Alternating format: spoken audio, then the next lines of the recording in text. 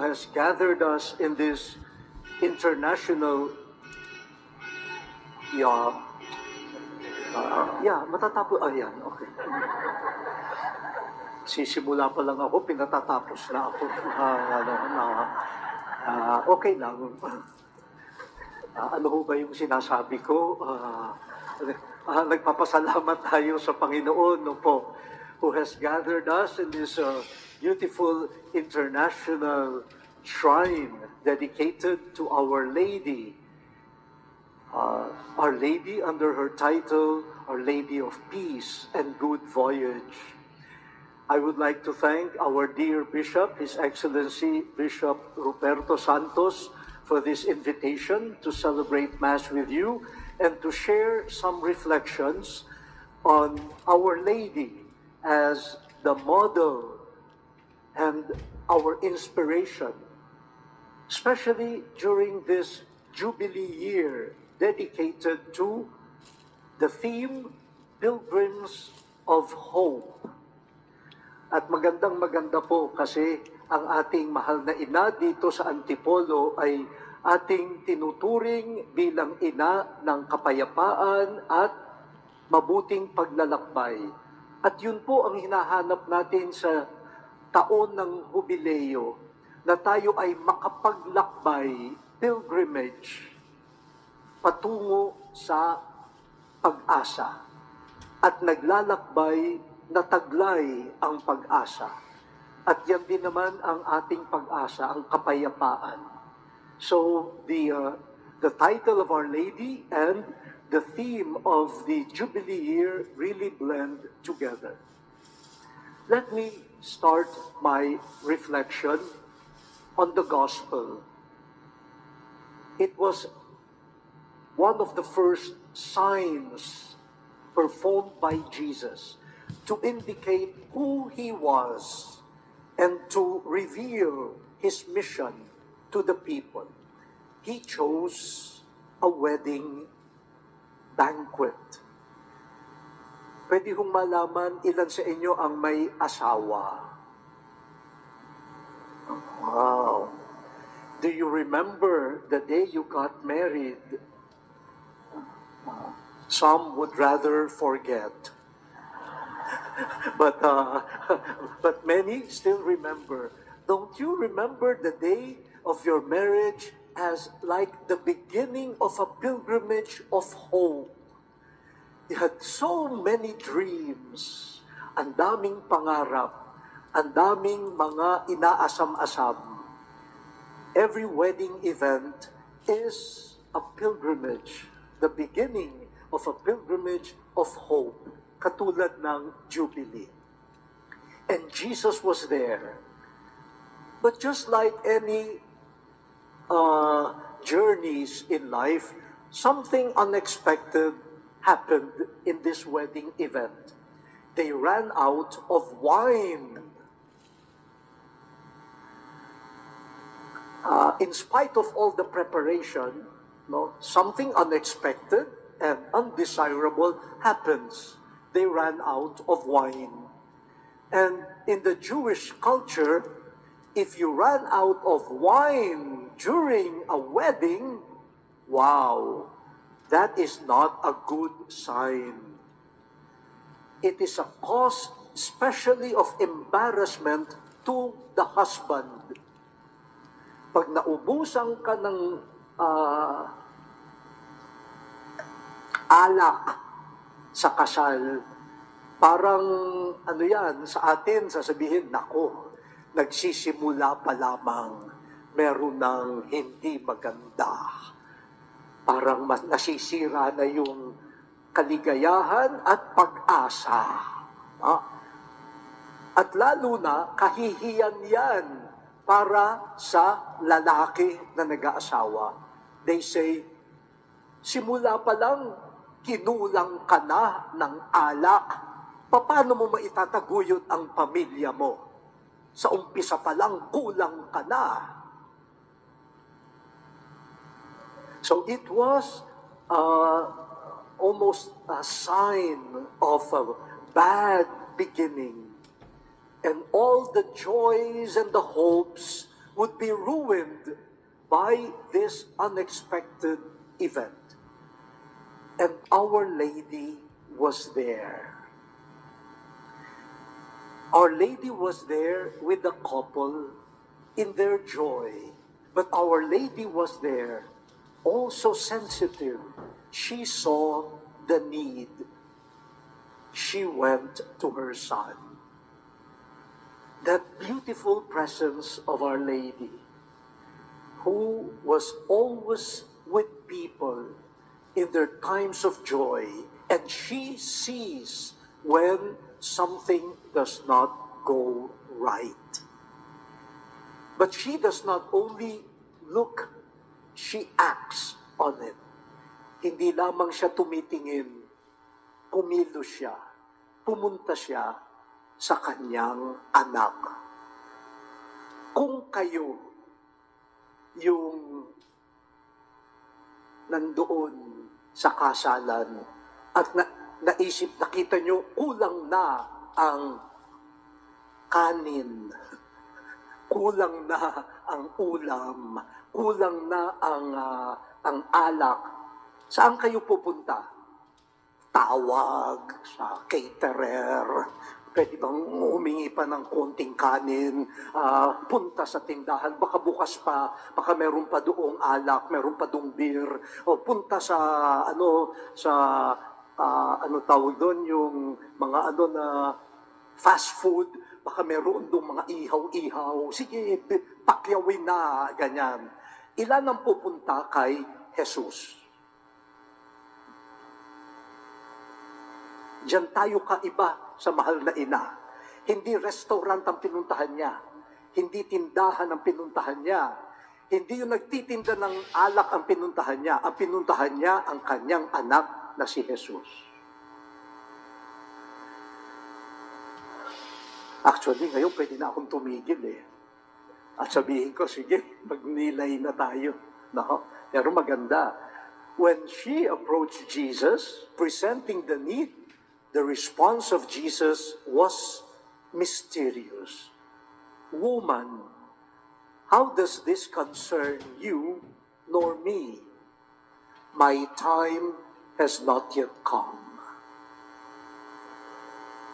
I don't think Jesus was being disrespectful, but Jesus was also instructing his own mother, Mary, about his mission. Who determines the time of Jesus? Who determines his mission? Only the Father in heaven. Not any person, no matter how close that person may be to him, like the Blessed Mother, but it is the Father in heaven who tells Jesus, this is your hour, this is your time. And Our Lady, kung mga iba-ibang nanay yon, siguro sasabihin, aba, pinalaki kita. Humihingi lang ako ng ganito. Di mo ako mapagbigyan. Iba ang mahal na ina. She respected the will of God the Father. So she did not fight with Jesus. She instead went to the servers and said, do as he tells you. Just listen to my son. He will indicate the way. And the miracle happened. We're all familiar with this story, but it's a beautiful gospel message today as we reflect on our being pilgrims of hope. What the gospel depicted to us is something that we experience in daily life. We have plans, we have projects, we have dreams, but unexpected difficulties may come. How do we respond? Yan po. May I continue? Kung gusto ninyo, okay. So, Kasi ano lang ho yun, introduction pa lang yung nasabi ko eh. Oo. Pag sinabi niyong hindi, edi hanggang introduction lang tayo. No? Okay. Hindi ho, ano na yun, yun ho yung first point. No? Yun ho yung first point. Napalikan natin yung gospel at ang ganda-ganda na ng sinasabi tungkol sa pag-asa. The second point is, we ask ourselves, what is hope? Ano ba ang pag-asa? And we are talking here about Christian hope, not just hope, but hope as a Christian virtue.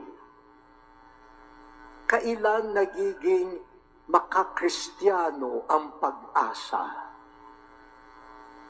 Because many people talk about hope and hoping, but Christianity, the followers of Christ, have a specific understanding of hope, what we call Christian hope.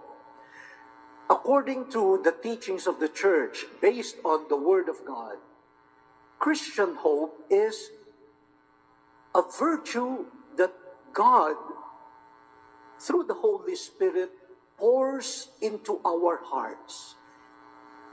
That's the first characteristic of Christian hope. It is a theological value. It's a theological virtue. It comes from God. It is not produced by any human idea, any human desire, or any human project. Christian hope comes from God. And it is a virtue that purifies and orders, purifies, nililinis, at isinasaayos the human quest for happiness,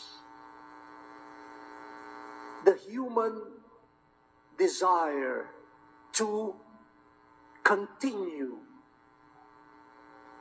in the midst of struggles. And the third, the human capacities. Yan po yung tatlo na natural sa tao. Yung maghanap ng kaligayahan. Ang tao na hindi naghahanap ng kaligayahan ay parang hindi tao. Kapag meron kayong nakausap, kamusta ka? Mabuti naman. Mabuti ka. Oo, kasi hanap ko basag ulo eh. Kapag ang tao hindi kaligayahan ang hinahanap, magtataka ka. Ano nangyayari sa taong ito? Human beings have the natural desire for what we call happiness, fulfillment in life. At the same time, human beings have the capacity to face challenges and difficulties. Meron din tayong natural na kakayahan na harapin ang mga pagsubok sa buhay. At ikatlo, tayong mga tao ay meron ding mga kakayahan para abutin ang ating hinahanap, at kakayahan para malampasan ang ating mga pagsubok. These are all natural. But Christian hope, by the gift of the Holy Spirit, purifies our quest for happiness, our capacity to withstand difficulties, and to use human resources and capacities. We need the Spirit of God to purify all of them so that they will become real hope. Kasi kapag hindi nilinis ng Diyos at iniayos yung ating mga hinahanap, baka hindi pag-asa ang mangyari. When God orders our happiness, our patience, and strength and capacities, God makes us or directs us to the kingdom of God. the resurrection of Jesus, the gift of the Holy Spirit, as the source of happiness, of strength, and real capacities. So that the object of happiness is the kingdom of God.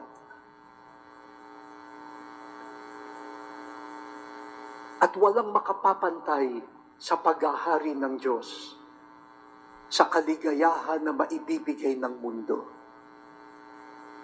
And strength in the face of difficulties, galing yan sa pinagdaanan ni Jesus, who died but rose from the dead. His resurrection gives us strength to face trials.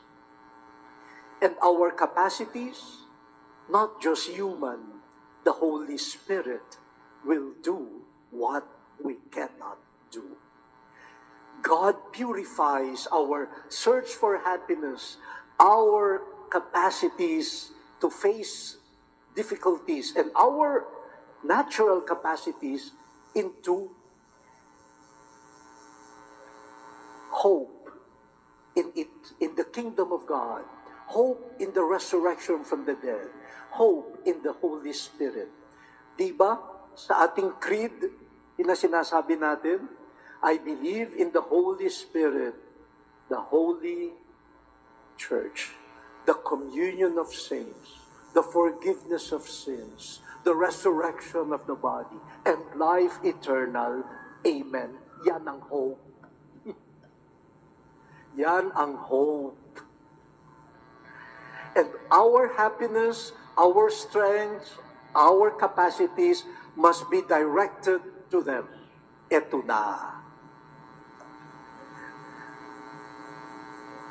Sa mundo natin ngayon, pati na tayo, ano ang nagbibigay kaligayahan sa atin? Oh, by the way, last day of the Christmas season today. Kaya, pwede pang Merry Christmas. Ganyan. So, ano yung merry? Ano yung happiness for Christmas?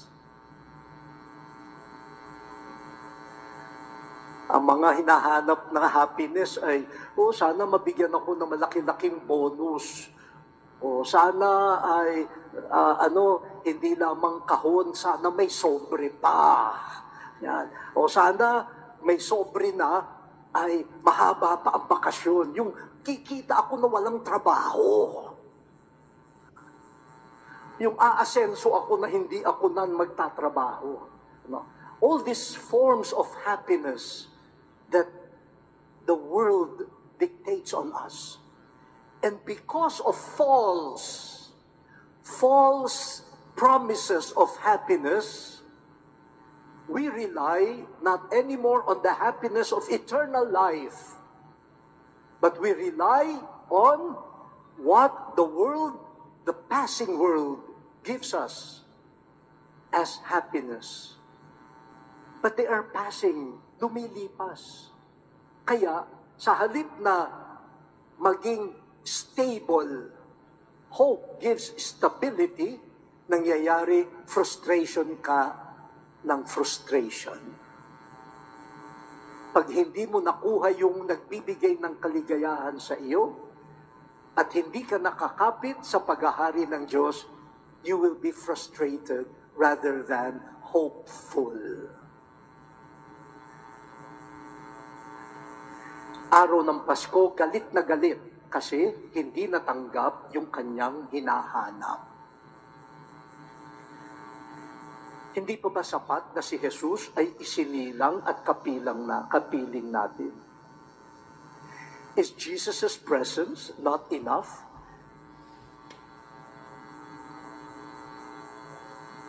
Happiness. The other thing is the survival in the midst of difficulties. What do we see in our world today? To survive, ano ang ginagamit na paraan? Magsuhol ka and you will survive.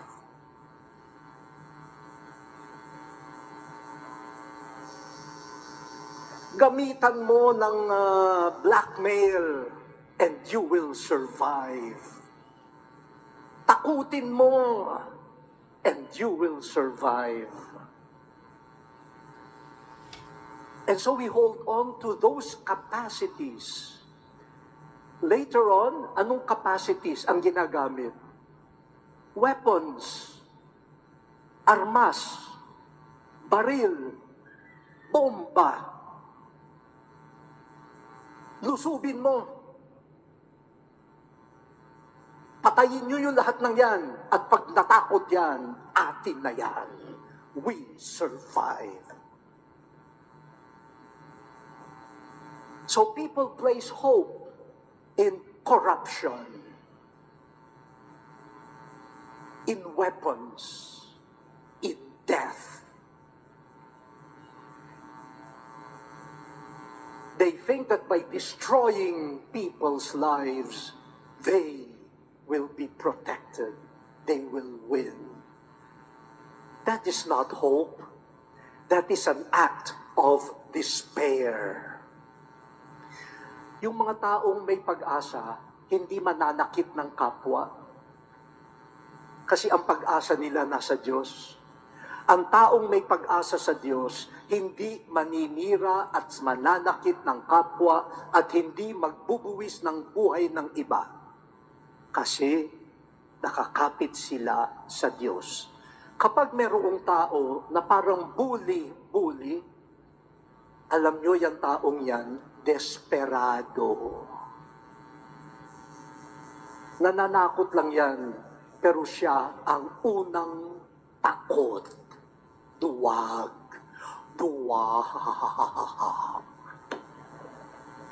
Pero nagpapanggap na malakas. Pero bula lang yan. Ang tunay na malakas ay yung kumakapit sa Diyos at hindi mananakit, sinasaktan na siya, nakangiti dahil kumakapit sa Diyos. Ganyan ang mga martir. Kahit na sila sipatin, kahit na sila pagtangkaan, they will say, no, I will not deny, I am a Christian. Sabi ni San Lorenzo Ruiz, Kristiyano ako. At kahit na higit sa 1,000 buhay, iaalay ko sa Panginoon. Hindi siya ang takot. Yung papatay sa kanya ang natakot. The hope that will purify our false forms of happiness, the false sources of strength, the false promises of endurance. So during this pilgrimage of the Jubilee, we should be attentive. Are we journeying with false happiness, with false security, with false capacities? Ang lahat ng uwi ng falsehood na yan ay gulo at pagkasira. That's why when we come here to visit Our Lady of Peace and Good Voyage, I think she's teaching us real hope. She had her dreams to be married to Joseph. Nakaplano na siguro yung kanilang buhay. Ganong kalaking bahay ang itatayo mo, Joseph? Ilang kwarto ba? Ilang anak ba ang gusto mo? Mga Israelita tayo, 12 tribes of Israel. Siguro meron na silang mga plano. But then God came through an angel. And look, she trusted in the words of God through the angel.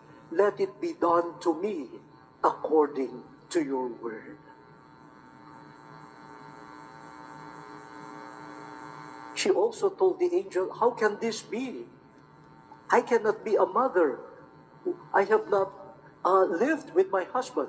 The Holy Spirit will do this. not your natural capacities. The Holy Spirit will do this. And she believed. She found many difficult moments in life. There was no room in the inn when she was about to give birth. And then the baby was the target of the anger of Herod. So they became refugees in Egypt. At the age of 12, Jesus left them in the temple. They lost their son. But all through this, according to the gospel, Mary did not understand everything, but she kept all of these things in her heart. In her heart, she clung to God. And maybe standing there at the foot of the cross of Jesus, she was wondering, is this the king that the angel promised to me? Well, after 3 days, he rose from the dead. This is hope. Hope does not mean life will be problemless. Hope does not mean difficulties will disappear. Hope does not mean that you can do everything with whatever money, pride, or weapons you have. No. Hope means you order your happiness, your patience and strength, and your capacities according to the will of God, eternal life, and the promise of Jesus. When we do that, we will find peace. So Our Lady is telling us, you want peace? You want a good voyage in life? Learn how to hope. Real hope. Hindi yung mga huwad na pag-asa na binibigay ng mundo, kundi pag-asa na tanging sa Diyos natin makakamit.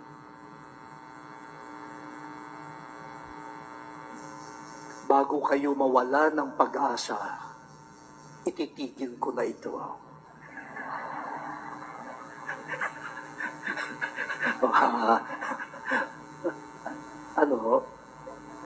Sabi nila, buti naman. Pasensya na ho, iba ay narinig ko. Okay po, no? So, ituloy niyo ho ang pagninilay. Kasi po, dapat ito conference, medyo naiba ho yung aking oras. Kaya sabi ni Bishop, pagsamahin na natin yung conference mo at yung homily. Kaya medyo combined homily and conference. No? Pero doon pa rin umuwi, ano ba ang kaligayahan mo? Saan nanggagaling ang lakas mo? Sana, katulad ni Maria, masabi natin sa Diyos, sa Kanyang salita,